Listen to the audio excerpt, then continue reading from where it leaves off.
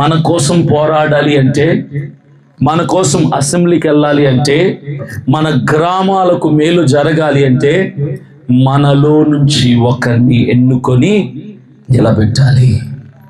అది నువ్వవచ్చు, ఇంకొకరు అవ్వచ్చు. వాక్చాతుర్యం, జ్ఞానం, మంచితనం, మంచి పేరు, దమ్ము, దేనికైనా తెగించగలిగినటువంటి తెగింపు ఉన్నవాడిని మనలో నుంచే సెలెక్ట్ చేసుకుందాం. మనం అలాంటోడు డబ్బులు ఇవ్వలేడు ఓట్లకి. ఎందుకంటే కోట్లు ఎక్కడి నుంచి వస్తాయి మనకు? కోట్లు పంచలేడు, కానీ మీరు ఓట్లేయాలి. కోట్లు పంచేవాడికి ఓట్లు వేస్తే అమ్ముడు పోయారని అర్థం. కోట్లు తీసుకున్నాడు, కోట్లు సంపాదించుకుంటాడు. ఓటుకి నోటు పంచని వాడికి, మన వాడికి ఓటేసి, తమ్ముడా నీకు ఒక అవకాశం ఇస్తున్నాం, అన్నా నీకు ఒక అవకాశం ఇస్తున్నాం, మా వాడివని ఇస్తున్నాం, నువ్వైనా మాకు న్యాయం చేస్తావా? నువ్వైనా మా గ్రామాలను అభివృద్ధి చేస్తావా? నువ్వైనా మా ఇళ్ళని బాగు చేస్తావా? నువ్వైనా మా బతుకుల్లో వెలుగు నింపుతావా?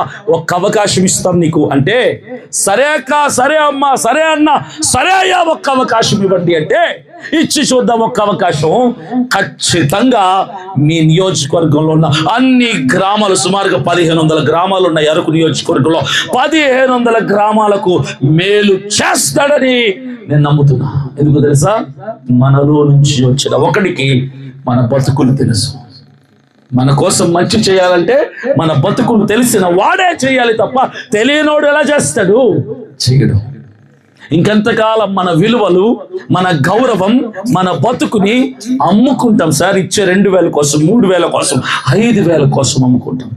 ఎన్నికలు వస్తే ఇంట్లో ఎన్ని ఓట్లు ఉన్నాయి లెక్క పెట్టండి, ఎంత డబ్బు వస్తుందో. వచ్చే 10,000 కోసం 5 సంవత్సరాలు బానిస. ఈ వైఖరి, ఈ పద్ధతి, పరిస్థితి మారితే అప్పుడు మన బ్రతుకుల్లో వెలుగు వస్తుంది, అప్పుడు మన బ్రతుకుల్లో సంతోషం వస్తుంది, అప్పుడు మన గ్రామాల్లో పండగ వాతావరణం వస్తుంది. మనవాడు నాయకుడవుతే ప్రతిరోజు పండగే. అర్థమైందా? దయచేసి 2 చేతులు జోడించి నమస్కరించి అమ్మలకి, అక్కలకి, అన్నలకి, అయ్యలకి ప్రాధేయపడేవాడు చెప్తున్నా, మార్పు మనమే తీసుకురావాలి, మనమే మారాలి. దయచేసి ఇప్పటి వరకు మోసపోయింది చాలు, నష్టపోయింది చాలు, అమ్ముడు పోయింది చాలు, బ్రతుకులు తాకట్టు పెట్టుకుంది చాలు, గొప్పవాడిని గొప్పవాడిగా వచ్చింది చాలు. ఇక మనలో నుంచి ఒకరిని గొప్పవాడిని చేసి మనమందరం కూడా గొప్ప వాళ్ళు అవ్వాలని నేను ఆశిస్తున్నా.